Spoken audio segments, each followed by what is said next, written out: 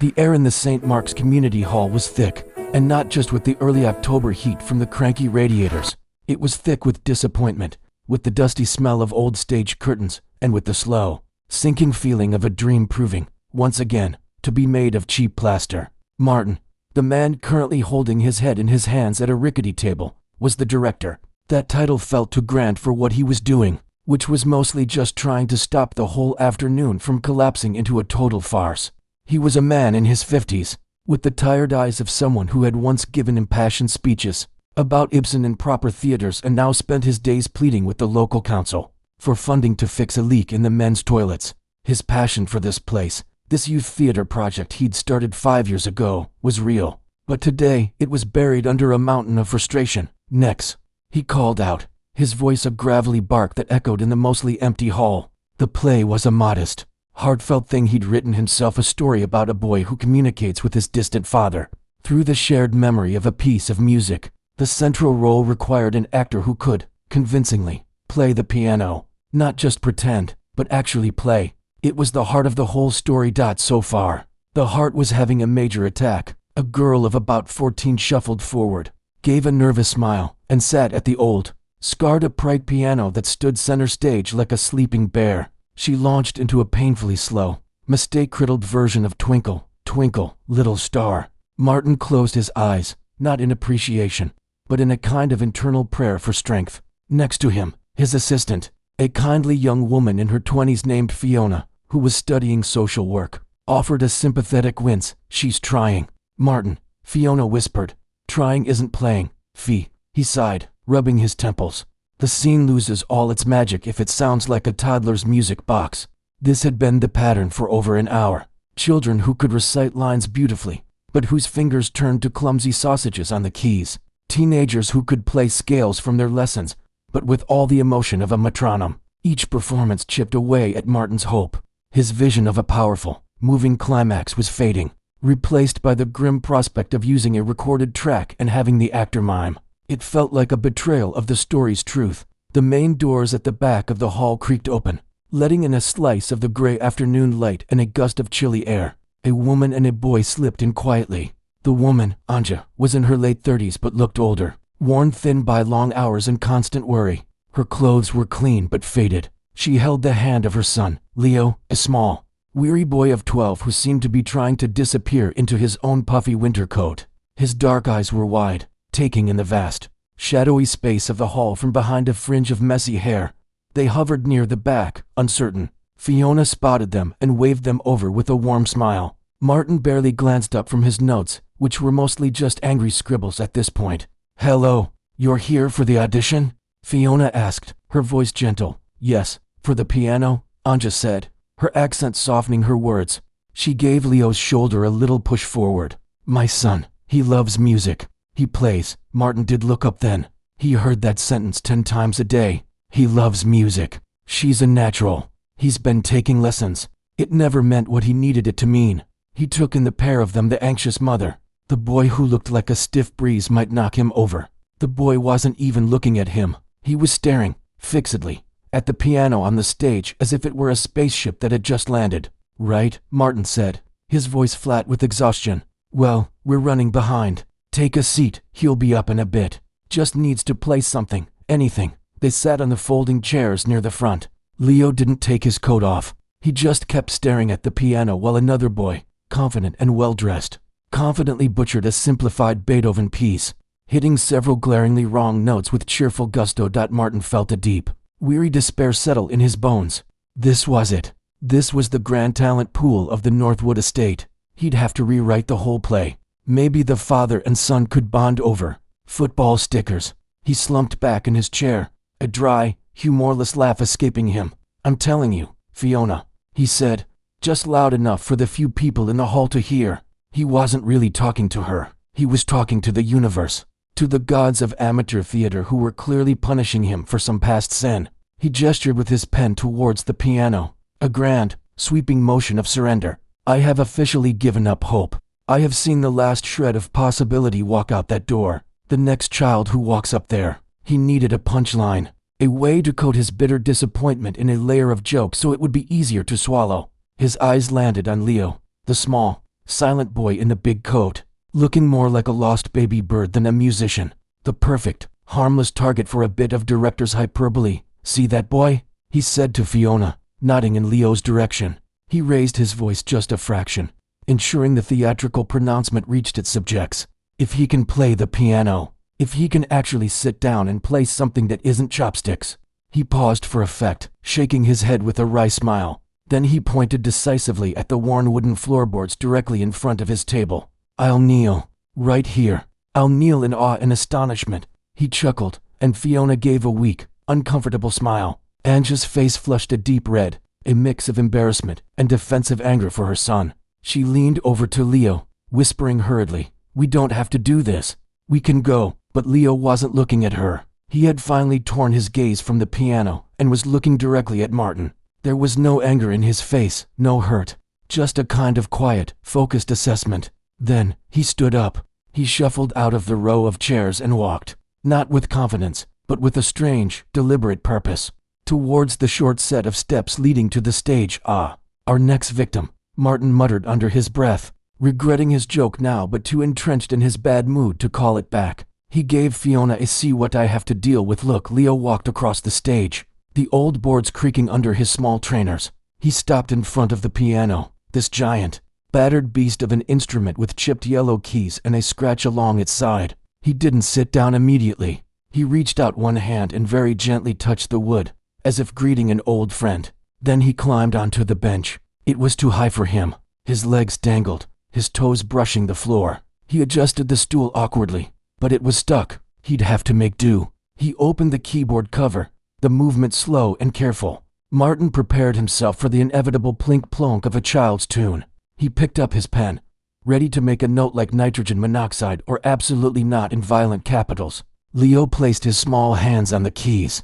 He took a slow, deep breath, his shoulders rising and falling under the thick coat. For a second, there was only the distant hum of the radiators and the sound of Anja nervously shifting in her seat. Then he began to play. The first few notes were tentative, a soft, searching melody. But within a bar, something shifted. His posture changed. The hunch in his shoulders from trying to seem small vanished. His hands, which had looked so tiny, now seemed to know exactly where to go, finding chords that were rich and full of unexpected color. This wasn't chopsticks. This wasn't Twinkle, Twinkle. It wasn't even the simplified Beethoven from earlier. It was something complex and wholly unfamiliar, a piece that flowed like water, sometimes gentle and sad, trickling through high, clear notes, then swelling into something deeper, more powerful. In the lower registers, his left hand laid down a rhythmic, walking bass line that was syncopated and cool, while his right hand danced over it with a melody that was haunting and sweetly lonely. It was bluesy, it was jazzy, but it was also classical in its structure. It was, Martin realized with a jolt, an improvisation. The boy was making it up as he went along, but with the control and intuition of someone who had lived inside music for years. The sound filled the hollow hall completely, soaking into the dusty curtains, bouncing off the high ceiling.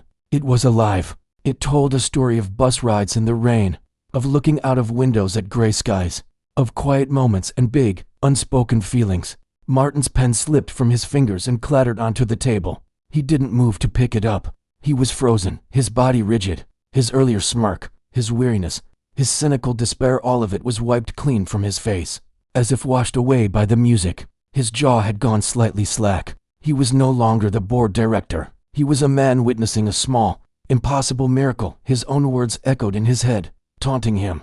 "I'll kneel right here." He did not kneel. He could not have moved if he'd tried. He just stared, his heart hammering against his ribs with a frantic, unfamiliar rhythm. He looked from Leo's fiercely concentrated face, lit by the single bare bulb over the piano, to the boy's flying hands, which moved with a speed and certainty that seemed to belong to another person entirely. Out of the corner of his eye, he saw Anja. She wasn't looking at her son with surprise. She was watching him with a deep, aching pride, and a sadness that Martin couldn't begin to understand. She had known. She had tried to tell him.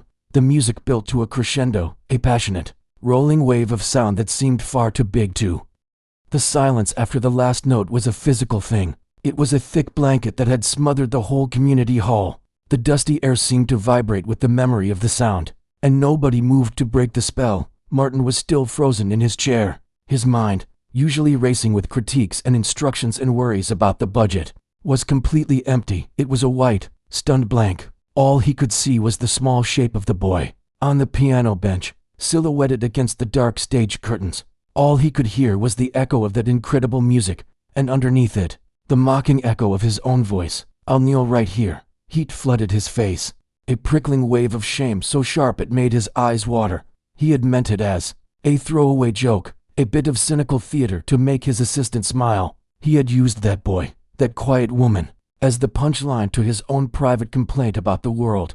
And the boy had taken his joke and, without saying a single word, had turned it into the most profound, beautiful answer Martin had ever received. Next to him, Fiona let out a breath she seemed to have been holding for minutes. "Oh," she whispered, a small, odd sound that finally broke the stillness. The noise startled Martin into action.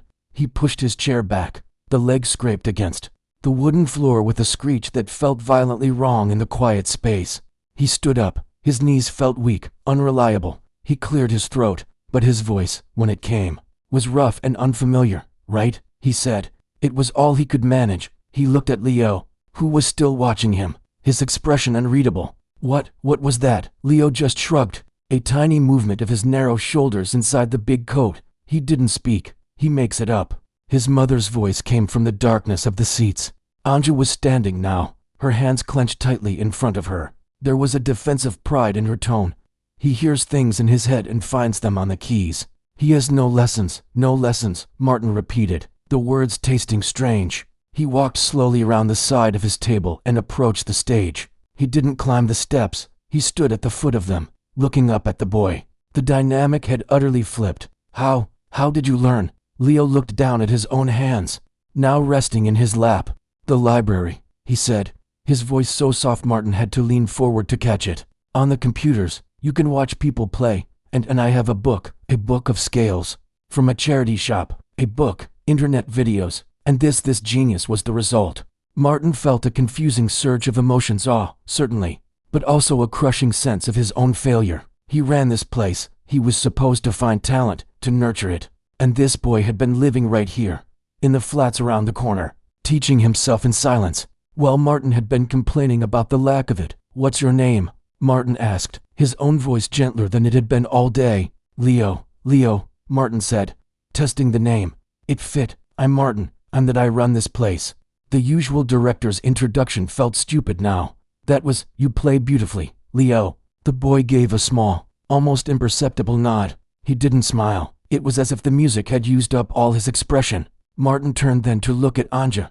Her face was tense, waiting for the other shoe to drop, for the punchline to finally arrive. He met her eyes and did something he rarely did. He was honest, and he was direct, without any director's fluff. "I was wrong," he said to her, the words clear in the quiet hall. "What I said before Leo played, it was rude, and it was wrong. I am very sorry." Anja studied him for a long moment, the suspicion in her eyes slowly softening, just a fraction, into wary surprise. She gave a single, curt nod of acceptance. It wasn't forgiveness, not yet, but it was a truce. Martin clapped his hands together, the sound making everyone jump. The practical part of his brain was clicking back into gear, and it was racing. "Okay, right, Leo, the part in the play, it's yours, if you want it. It's about a boy who plays piano to feel close to his father. You'd have to learn some lines. And there's one specific piece you'd need to learn. It's written in the script. But the way you play, you could make it something real." Leo looked at his mother. Anja hesitated. "Rehearsals, when? I work 2 jobs, evenings, sometimes late. We'll make it work," Martin said, an unfamiliar urgency in his voice.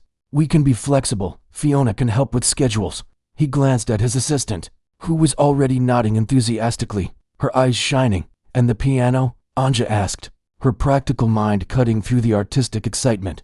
"He has no piano at home. Just a little keyboard. No sound. He uses headphones."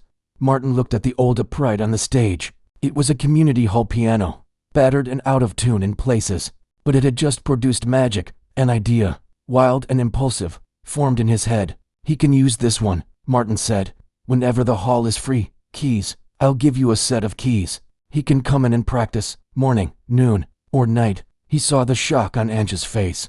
Handing out keys to the building was against a dozen council rules. He didn't care. "Martin, are you sure?" Fiona whispered, thinking of the insurance forms. No, Martin said, a real, genuine smile touching his lips for the first time that day. It felt strange on his face, but we're doing it anyway. He turned back to Leo. Would you like to try the piece from the play?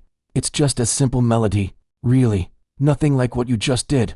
I have the sheet music here. He found the photocopied page, the notes looking childish and basic now. He brought it up onto the stage and placed it on the piano's music stand. Leo peered at it, his brow furrowed in concentration. He slowly placed his fingers on the keys and played the line through. Note perfect, on the first try, but it sounded flat, like he was just reading words in a language he didn't understand. That's it, Martin said. Technically, perfect, but in the play, the boy is sad, he's lonely, he's missing someone. Can you play it like that? Leo looked at the simple notes again. He played the line once more, just as plainly. Then he stopped. He closed his eyes for a second. When he opened them, he looked past the music, past Martin, at something only he could see. He played the same 8-bar phrase again. This time, he slowed it down. He held one of the notes a fraction longer, letting it yearn. He made the volume dip and swell like a sigh. He added a single, soft bass note with his left hand that wasn't on the page, a note that sounded like a heavy heart. It was the same melody, but now it was a story. It was loneliness given a sound. Martin felt a lump form in his throat. He looked over at Fiona and saw she had tears in her eyes. Anja was staring at her son, her hand over her mouth. Yes, Martin managed to say, his voice thick. That's exactly it. In that moment, something warm and long forgotten reignited in Martin's chest. It was the feeling he'd had decades ago, in proper theaters, when an actor would find a truth in a line that lifted the whole play into the air. It was the thrill of discovery, of collaborating with real talent. It was the reason he had started all of this, before the leaky toilets and the funding fights had worn him down. He wasn't just looking at a boy who could play piano. He was looking at the heart of his play, beating right in front of him. And he realized, with a jolt, that his job now wasn't to direct this talent, but to protect it, to give it the space to breathe. Okay, team, he said, clapping his hands again, this time with real energy. Leo, you and your mom come with Fiona. She'll get your details, get you a script, and sort out those keys. We start proper rehearsals next week. As Leo carefully closed the piano lid and climbed down from the stage, he passed Martin. He stopped for a second and looked up. The boy's dark eyes were serious. You don't have to kneel, Leo said quietly, so only Martin could hear. Then he walked over to his mother, taking her hand. Martin stood alone by the stage steps. The hall was empty again save for him and the silent piano. The boy's words echoed in the space. You don't have to kneel. But as Martin looked at the spot on the floor where he'd so arrogantly pointed, he knew that in every way that mattered, he already had. His old, cynical self was gone, humbled and washed away by a stream of unexpected, beautiful notes. A new kind of hope, fragile but fierce, had taken its place. The work was just beginning. The week that followed was like someone had thrown a brick through the window of Martin's ordinary, grumbling life, letting in a cold, bracing blast of air that was also full of light. His focus became singular. Leo and the play. The leak in the men's toilet was temporarily forgotten. The spreadsheets for next year's funding could wait. Martin dug out old music theory books from a box in his flat. Books he hadn't opened since his own brief, failed attempt at learning the trumpet as a teenager. He didn't pretend to be Leo's teacher. How could he teach that? But he became a guide. He explained what chords were called, how different rhythms worked, the stories behind some of the classical pieces Leo had tried to copy from online videos. They met in the hall in the quiet hours after school. Leo, still in his school uniform, would let himself in with the key Martin had given him. He'd shrug off his big coat and go straight to the piano. As if drawn by a magnet, Martin would sit at the rickety table with his script and a mug of tea, pretending to make notes, but really just listening. The boy was a sponge. He'd play the simple melody from the play. Then Martin would say, try it in a minor key. See how it feels sadder. Leo would pause, his head tilting.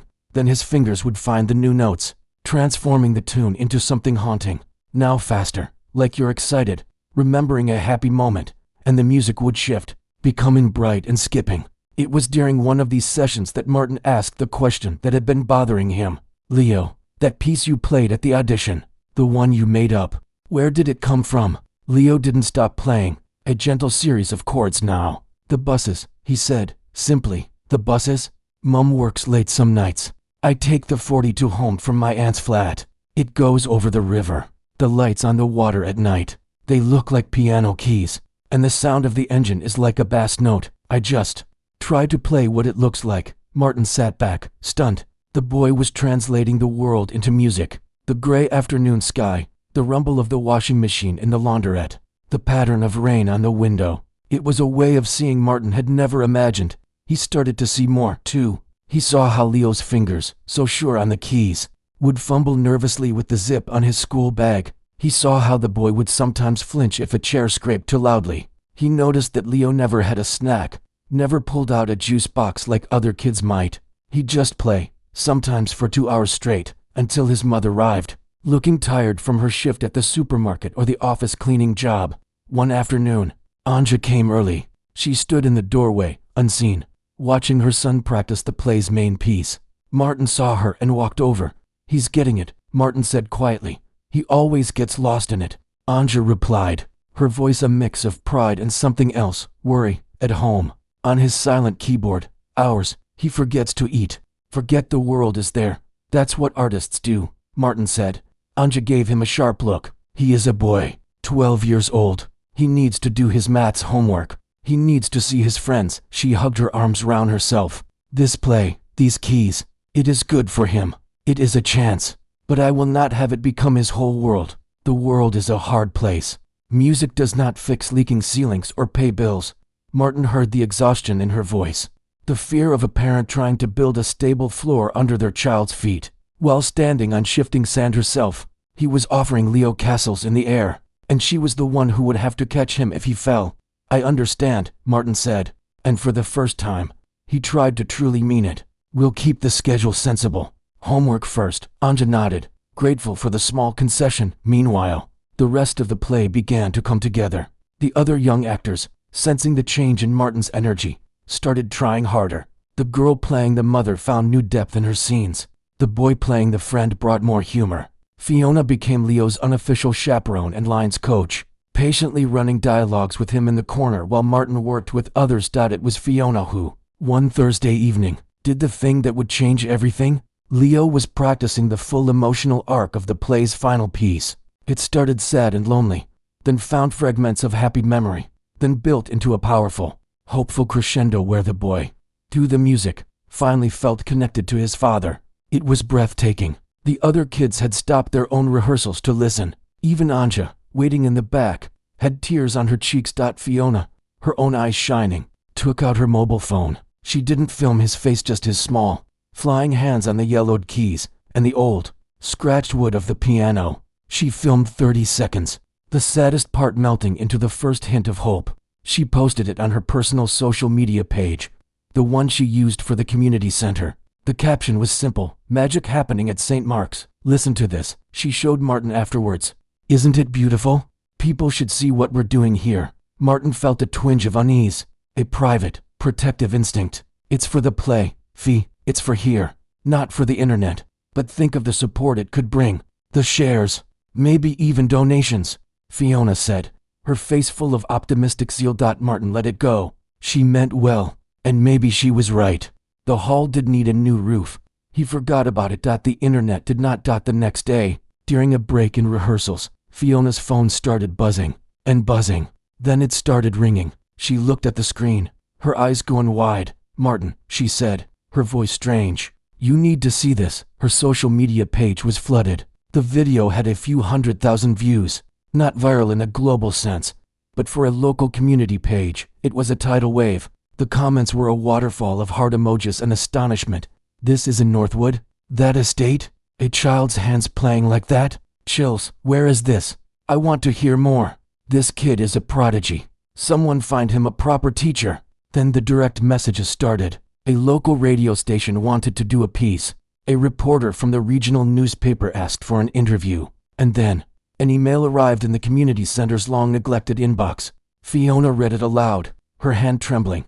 "It's from the head of the Thornton Music Academy. He says he was sent the video by a donor. He says they have a full scholarship program for exceptionally gifted young musicians. He wants to meet Leo. He wants to talk about an assessment." The hall fell silent. All the actors were listening. Anja, who had come to pick up Leo, stood frozen by the door, a bag of shopping in each hand. Leo, sitting at the piano, looked confused.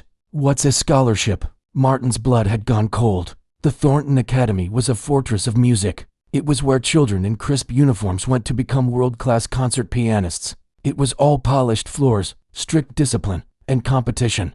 It was everything this dusty, forgiving, chaotic community hall was not. It's a school, Martin said, his voice tight. A very serious music school. Anja put the shopping bags down slowly. The worry on her face had been replaced by something else, a dawning, dazzling hope. A school. A proper school? For free. They want to meet him, Fiona repeated, her excitement bubbling over. This is incredible, Anja. This could change everything for him. Martin looked from Fiona's thrilled face to Anja's hopeful one, and finally to Leo's puzzled expression. The warm, creative bubble he had been building for the past few weeks, the safe space where a boy could turn. Bus rides into Sonatas had just been popped by the outside world, and it was holding out a golden ticket. He knew he should be happy. This was the dream, wasn't it? Recognition, opportunity. This was what he was supposed to want for Leo. So why did it feel like a threat? Why did the thought of Leo in a starched shirt, practicing scales for 8 hours a day under the stern eye of some master professor, make his heart sink like a stone? He forced a smile, one that felt like it was made of cardboard. That's wonderful news, he said to Anja. We should talk about it.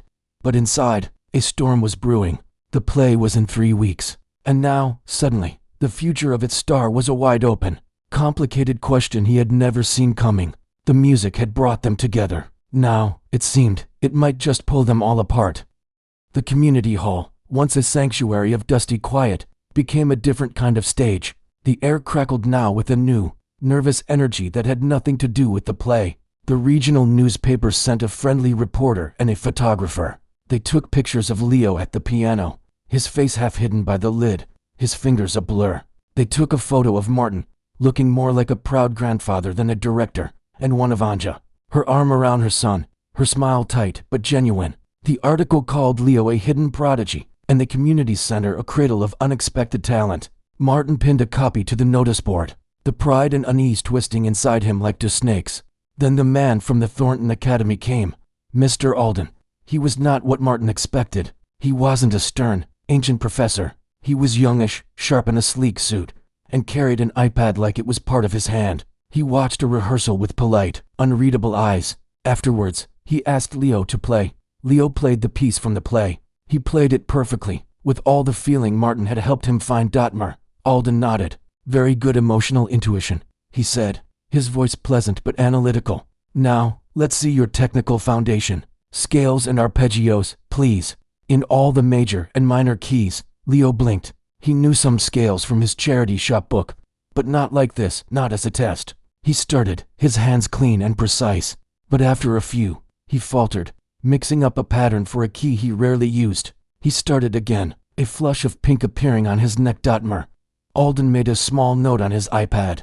I see, self-taught, of course. A remarkable raw gift. But you see, he said, turning to Anja and Martin, what we have here is a brilliant, wild garden. At Thornton, we provide the structure, the discipline, the proper technique to support the talent, so it doesn't plateau or develop bad habits that could cause injury later. The words bad habits and injury landed on Anja like stones. Her eyes widened with fear. The scholarship, Mr. Alden continued, is comprehensive. Tuition, instruments, masterclasses. We start with a summer intensive program. It's quite demanding, but for a boy with this potential, it is essential. Anja listened, her hands clasped so tightly her knuckles were white. This was it, the secure future she lay awake at night worrying about.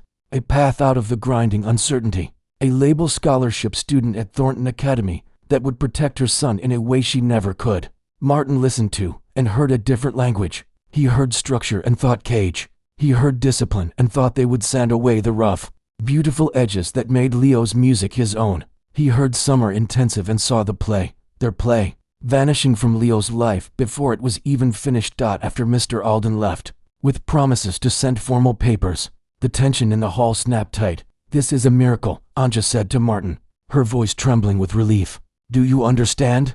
They will feed his mind. They will give him a future. A real future, of course. It's an opportunity, Martin said, trying to keep his voice calm. But let's think it through. The summer program starts right when we open the play. He's the heart of it, Anja. He can't do both. Then he will do the program, Anja said, her tone leaving no room for argument. The play is a lovely thing.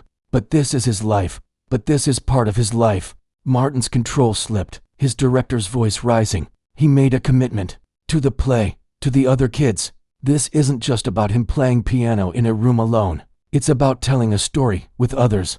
That matters too. What matters is he will not have to struggle like I have. Anja's own voice broke, years of exhaustion and fear pouring out. You talk about stories and art, Martin. You live in a world of stories. I live in the real world. A world where you choose the safe path, the secure path, because the other path is too hard. You want him to stay here, in this dusty hall, for your show, for your pride. The word hung in the air, cruel and sharp. Martin felt it hit him right in the heart.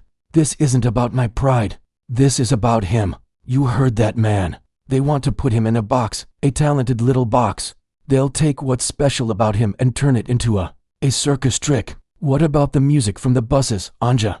Will they teach him that? They will teach him how to be the best. She fired back, tears of frustration in her eyes. You are jealous. You see a way out for him, and you want to keep him here where you can be the one who discovered him. You are using my son to feel important again. It was the lowest blow, and it landed perfectly. Martin went pale, all the air knocked out of him. He couldn't even form a reply. Anja turned and walked swiftly to where Leo was sitting silently on the edge of the stage, swinging his legs, listening to every word. She took his hand. We're going home. As they left, Leo looked back over his shoulder at Martin. His face was a mask of confusion and hurt. The rehearsal fell apart. The other kids mumbled their lines, embarrassed. Fiona tried to carry on, but the magic had drained from the room. Martin left without speaking to anyone.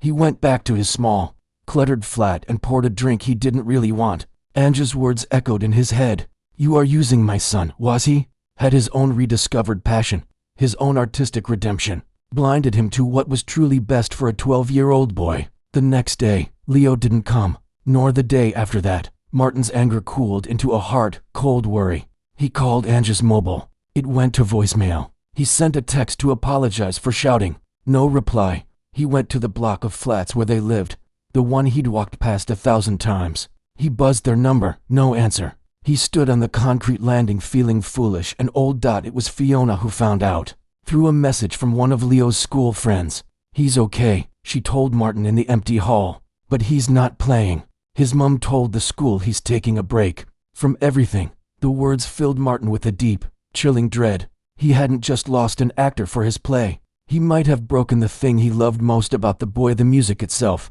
Days dragged by. The play was a corpse on a slab. Martin knew he should recast the role, rewrite it, do something.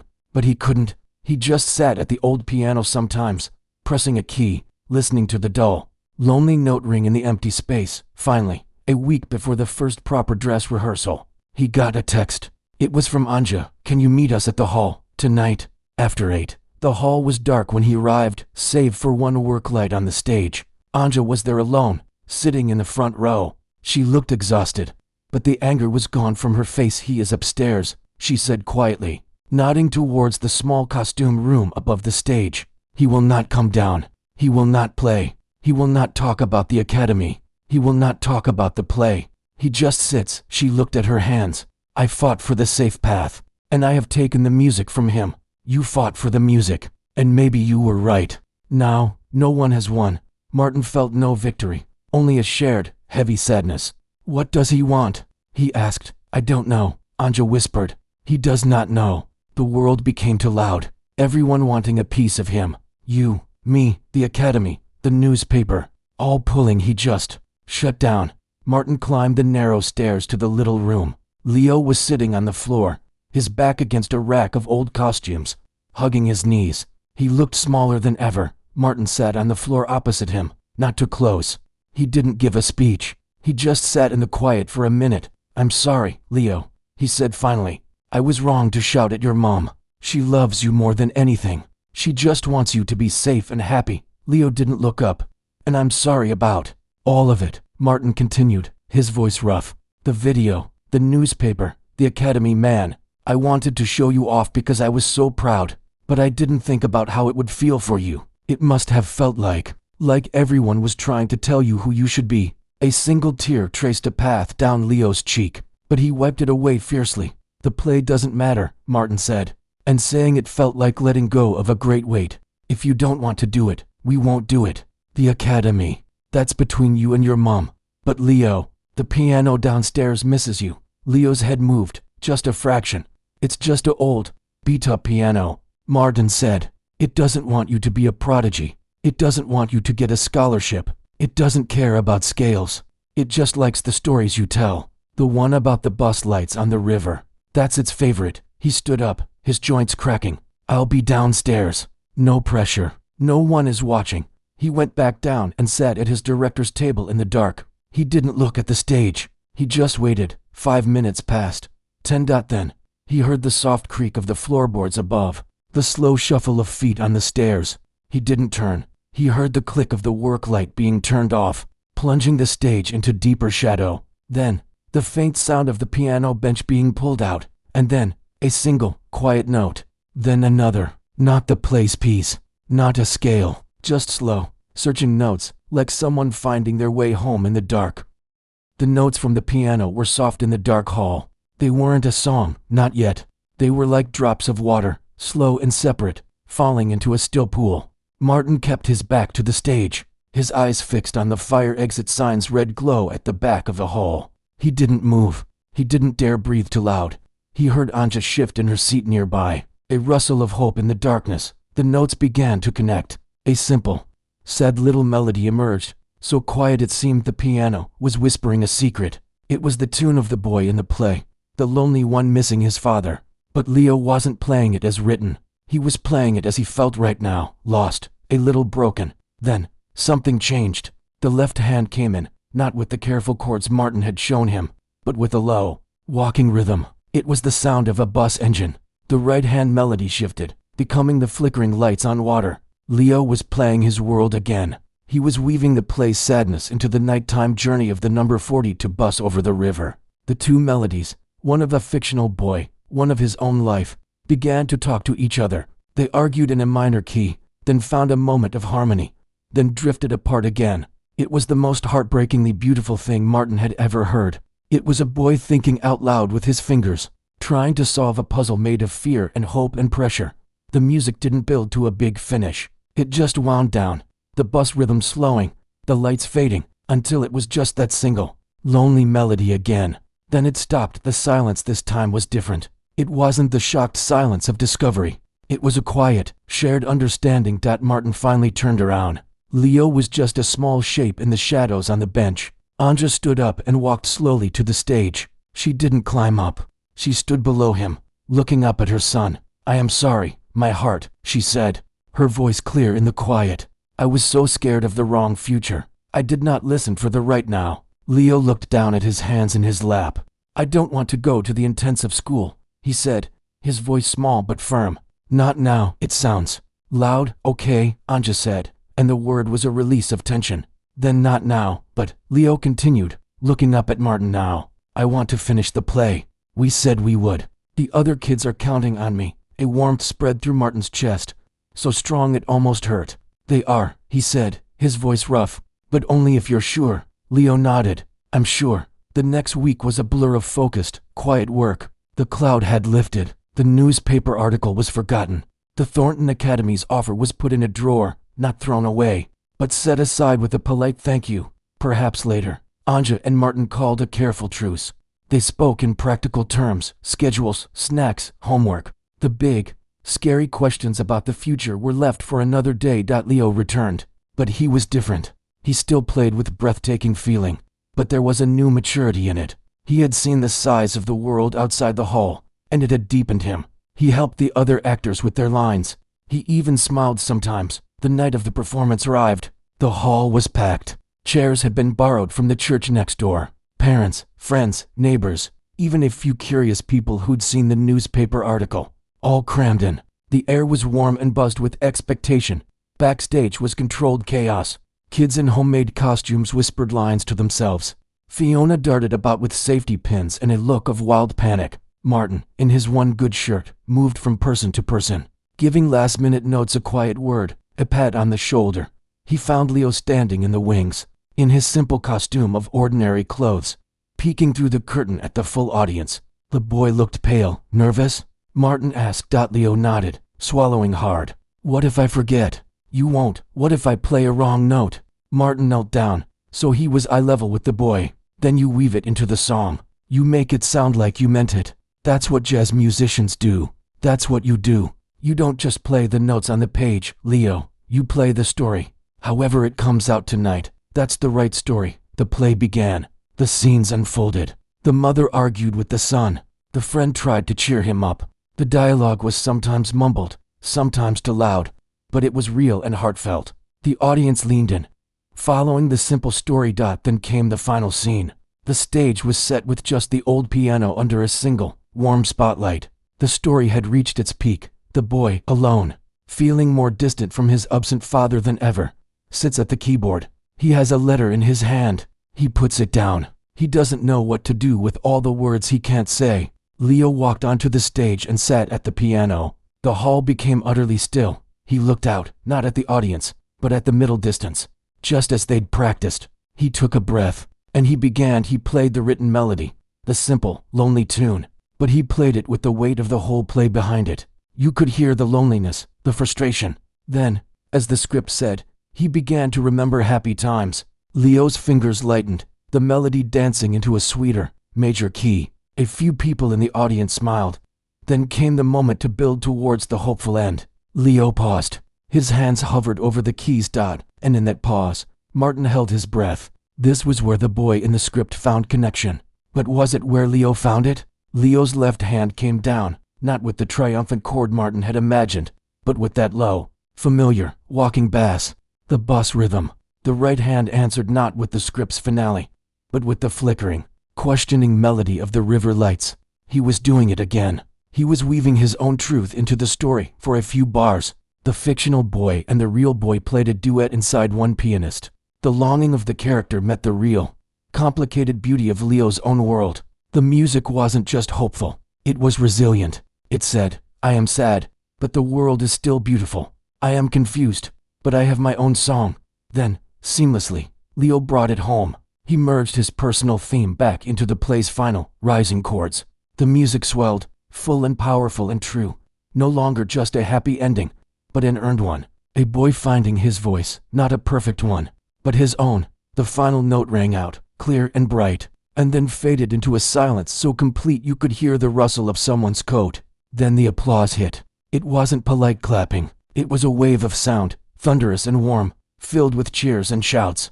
The cast rushed on stage for the curtain call. Beaming, Leo stood with them, blinking in the lights, looking shy but relieved. Martin watched from the wings, his heart so full he thought it might burst. This was it. The messy, imperfect, glorious truth of it. This was why he did any of it. As the clapping finally began to die down, and the kids started to mob their families, Martin saw Anja. She was wiping her eyes, smiling a real, easy smile he hadn't seen before. She caught his eye and nodded. It was a nod of thanks, and of shared understanding. The crowd started to spill out into the night, chatting and laughing.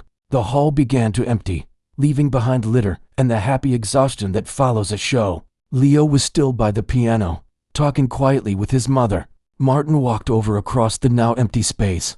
The work light was back on, casting long shadows. You were magnificent, Martin said to Leo. You made it your own. That's the best thing an actor, a musician, anyone can do. Leo smiled, a proper, tired smile. Martin looked at the spot on the floorboards in front of him, the exact spot he'd pointed to weeks ago, when he'd made his stupid, arrogant joke, the joke that had started it all. He thought about kneeling now. It would be a perfect circle, a good story, but it would be a gesture for him, not for Leo. The boy had already forgiven him. The music had forgiven him. So instead, Martin simply placed his hand over his own heart.